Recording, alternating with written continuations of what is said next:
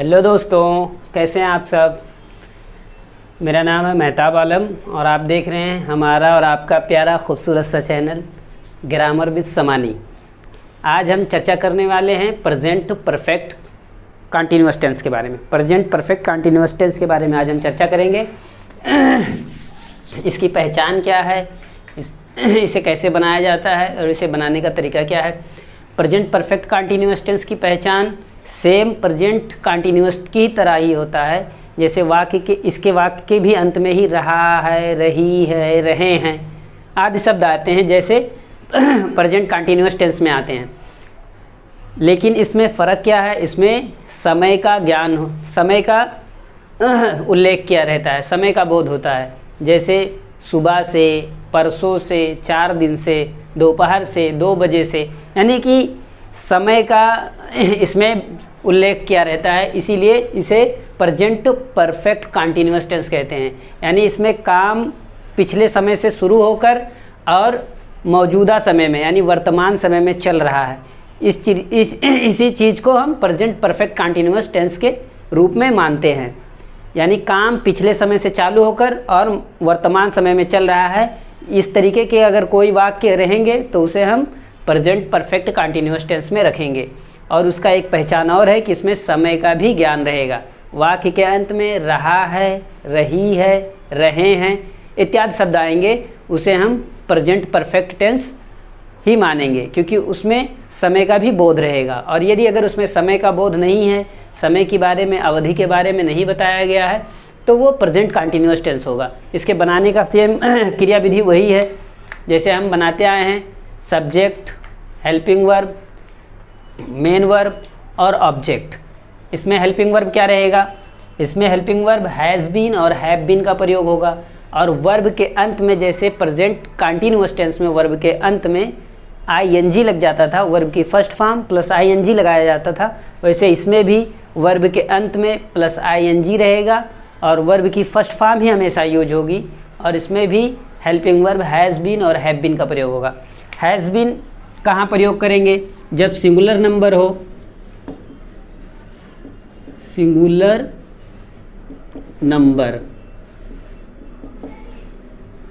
Singular number जैसे ही, she, it, या कोई नाम हो, नाउन हो, नाउन्स जैसे राम, हामिद, ETC के साथ हैज़ बीन का प्रयोग होगा। क्या, हैज़ बीन, हैज़ बीन का प्रयोग होगा। और बहुवचन प्लूरल नाउन या प्लूरल नंबर के साथ आई, यू, वी और दे के साथ, इन सभी के साथ हम हैव बीन का प्रयोग करेंगे। Have been, helping verb has been और हैव बीन।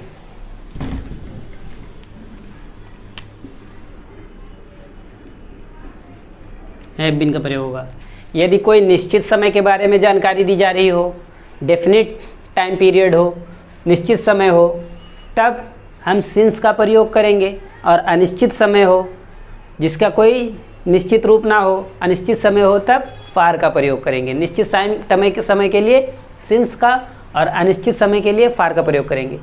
अभी मैं उदाहरण देकर जब बताऊंगा तब आपको पूरा चीज़ क्रिस्टल क्लियर होगा। अभी थोड़ा लग रहा है कि क्या बोल रहे हैं सर, क्या बता रहे हैं, लेकिन जब हम उदाहरण देकर बताएंगे तब आपको पूरा चीज़ एकदम क्रिस्टल क्लियर हो जाएगा। आइए देखते हैं हम क्या पढ़ रहे हैं। प्रेजेंट परफेक्ट कंटीन्यूअस,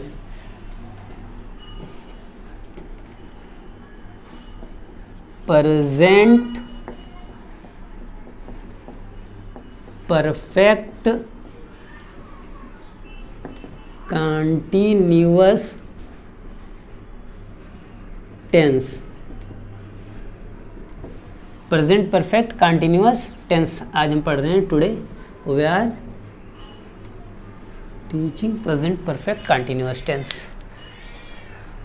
तो प्रेजेंट परफेक्ट कंटिन्यूअस टेंस का पहचान हमने बता ही दिया इंट्रोडक्शन में।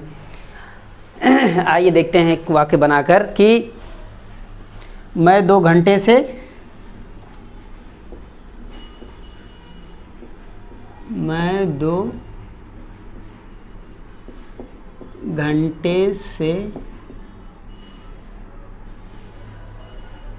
घंटे से पुस्तक पढ़ रहा हूँ। कुछ भी कर सकते हो, पुस्तक पढ़ रहा हूँ। मैंने कहा था जब समय का बोध हो, वाक्य के अंत में रहा है, रही है, आए और समय हो, तो इसमें क्या है 2 घंटा यानी डेफिनिट टाइम पीरियड है, नहीं है। कौन से 2 घंटे से? सुबह के 2 घंटे, शाम के 2 घंटे से, तो कोई डेफिनेट वक्त नहीं है, लेकिन समय का बोध हो रहा है ना 2 घंटा, यानी वक्त का भी प्रयोग किया गया है, समय का भी बोध हुआ है इसमें, और रहा है, रही है, तो ये प्रेजेंट परफेक्ट कंटिन्यूअस टेंस है। इसके बनाने की एक क्रिया विधि, पहले हम फार्मूला लिख लेते हैं।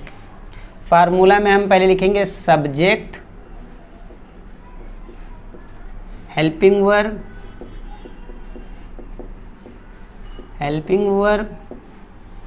मैन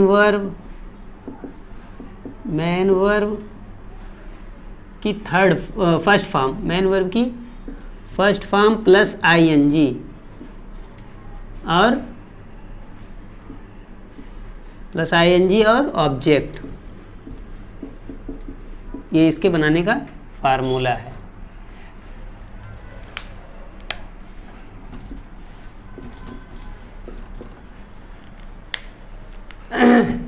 मैं 2 घंटे से पुस्तक पढ़ रहा हूँ। तब हम सब्जेक्ट को पता करने के लिए जैसे हर बार करते आए वैसे यहाँ भी करेंगे। कौन 2 घंटे से पुस्तक पढ़ रहा है, तब पता चलेगा मैं, और मैं की इंग्लिश क्या होगी? आई।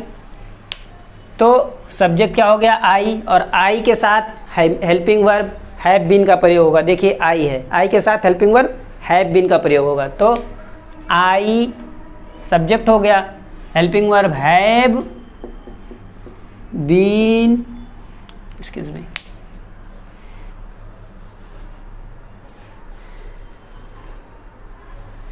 आई हैव बीन, एक्सक्यूज मी,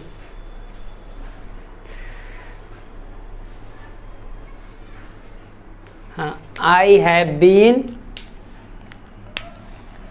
पुस्तक पढ़ रहा हूँ, आई हैव बीन, वर्ब क्या हो गया? रीड, और हमने कहा था वर्ब की फर्स्ट फॉर्म प्लस आईएनजी लगाएंगे, तो रीड और plus ING, I have been reading book, object लिख लिए, I have been reading book since, हमने कहा था निश्चित समय हो तो सिंस और अनिश्चित समय हो तो फार, तो यहाँ अनिश्चित समय है क्योंकि ये मौजूदा वक्त क्या है, कब से? 2 घंटा सुबह में भी हो सकता है, 2 घंटा शाम में, दोपहर में, तो कोई निश्चित समय नहीं है कब से मैं 2 घंटे से पढ़ रहा हूँ।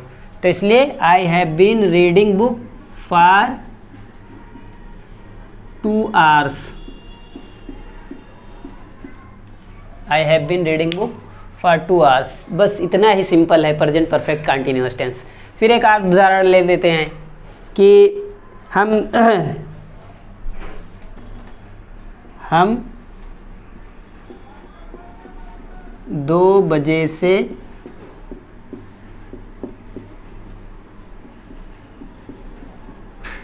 क्रिकेट खेल रहे हैं।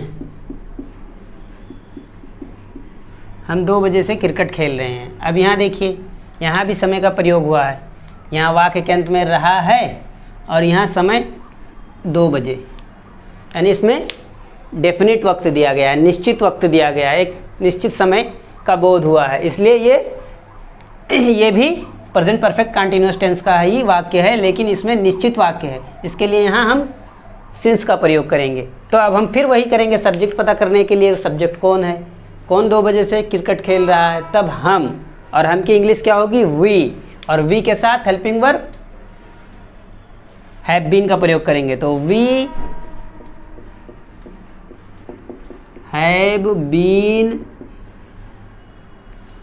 प्लेइंग, प्ले माने खेलना होता है, वी हैव बीन प्ले, अब इसमें आईएनजी जोड़ देंगे, we have been playing cricket since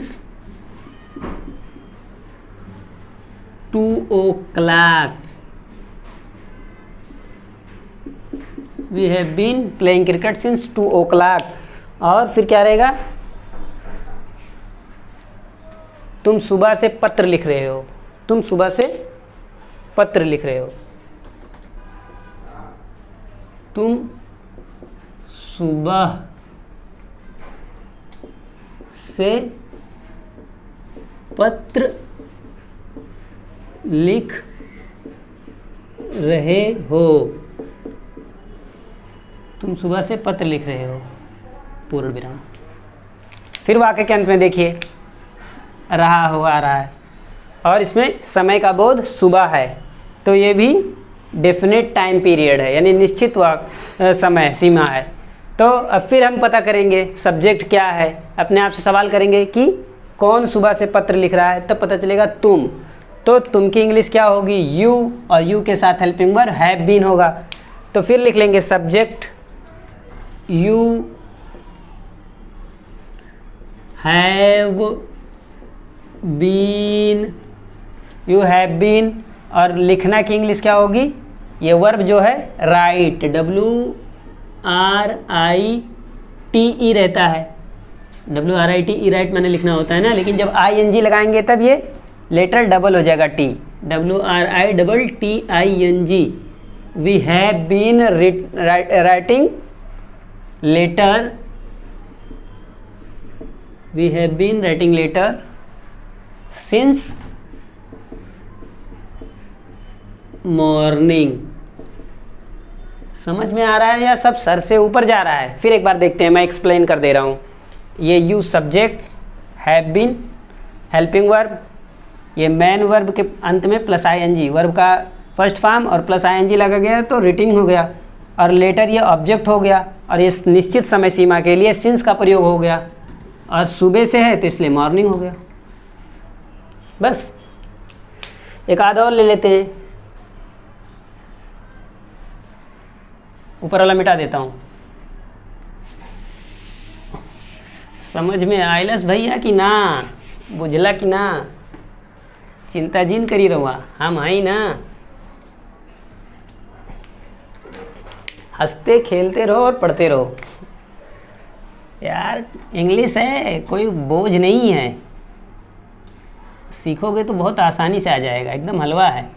वह इस मकान में 1990 से रह रहा है, वह इस मकान में 1990 से रह रहा है। अब इसमें देखिए 1990 एक डेफिनेट टाइम पीरियड है, यानी निश्चित समय सीमा है, और रह रहा है यानी प्रेजेंट परफेक्ट कंटिन्यूअस टेंस है, यानी कि समय का सीमा भी बोध हो रहा है और रह रहा है, रही है, रहे हैं आदि शब्द भी आ रहा है, यानी वाक्य प्रेजेंट परफेक्ट कंटिन्यूअस टेंस का ही है। अब फिर देख लेते हैं सब्जेक्ट इसमें कौन रहेगा, कौन इस मकान में 1990 से रह रहा है, तो पता चलेगा वह सब्जेक्ट, वह की इंग्लिश क्या होगी, ही, और ही के साथ हैव बीन, हैज़ बीन का प्रयोग होगा, तो हम वहाँ की इंग्लिश लिख लेंगे ही, helping verb has been, he has been living, यानी रह रहा है, लाइफ माने रहना, लिविंग माने रह रहा है, he has been living in this house since 1990, since 1990, वह इस मकान में 1990 से रह रहा है। बस यही है, कोई रॉकेट साइंस नहीं है। This is a very easy way to learn English, don't worry. और फिर हम क्या करते हैं, जैसे एक और देख लेते हैं,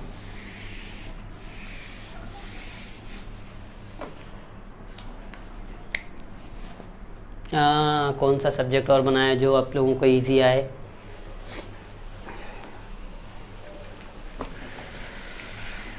साधारण सा कुछ ऐसा,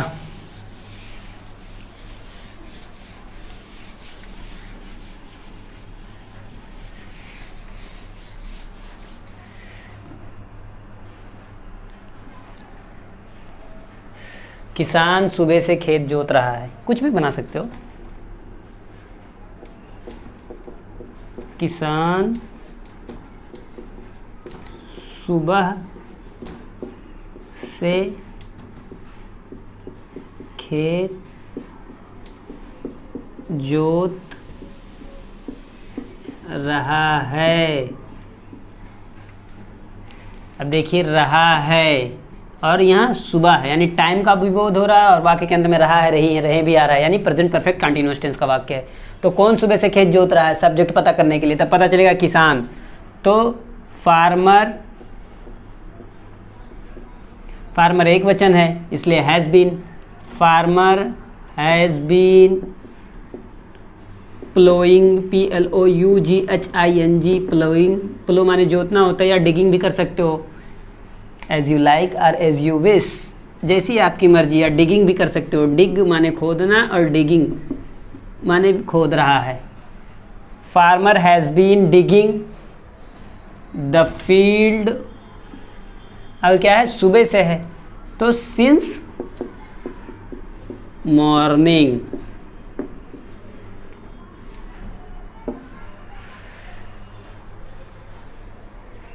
माता जी सुबह से कहानी सुना रही हैं, कुछ भी कर सकते हो यार, as you like as you wish. माता जी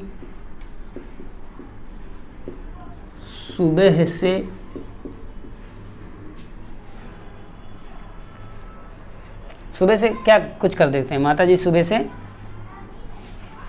कहानी सुना रही हैं,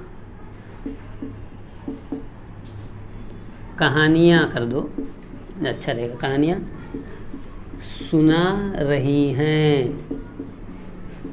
देखिए हमने कितना रिस्पेक्टिव वर्ड यूज किया है, सुना रही हैं। अपने माता जी को इस रिस्पेक्ट से बोलिएगा, सुना रही है नहीं, this is not a good word for you mother.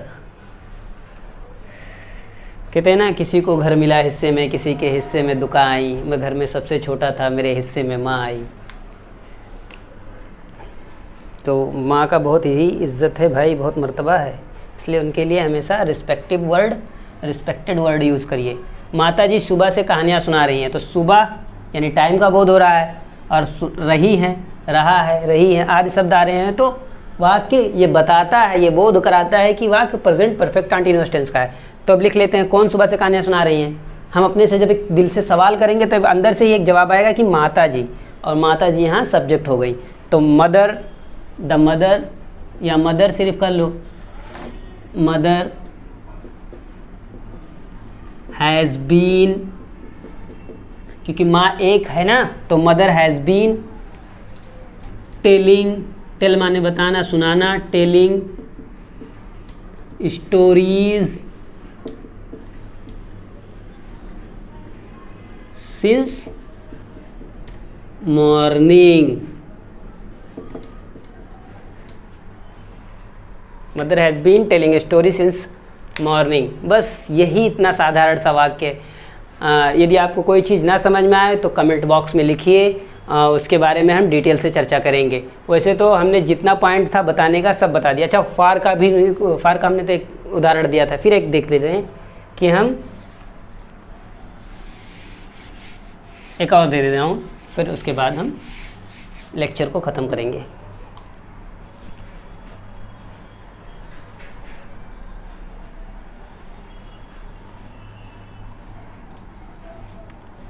Suresh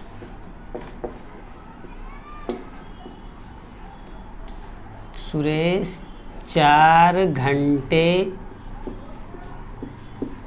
से पुस्तक पढ़ रहा है, पुस्तक पढ़ रहा है। इसमें फार का प्रयोग हो गया। हमने सिंस का अभी तक बहुत यूज किया है। देखिए यहाँ भी सिंस का प्रयोग हुआ है, यहाँ भी सिंस का प्रयोग हुआ है। एक फार का ले लेते हैं। अब इसमें कौन है? सुरेश कौन 4 घंटे से पुस्तक पढ़ रहा है? देखिए यहाँ रहा है भी आ रहा है और यहाँ 4 घंटा भी आ रहा है, यानी कि समय का भी बोध हो रहा है और रहा है रही भी आ रहे हैं, इसलिए वाक्य प्रेजेंट परफेक्ट कंटीन्यूअस टेंस का हो रहा है। और कौन सुबह से रहा है तब सब्जेक्ट पता चलेगा, सुरेश।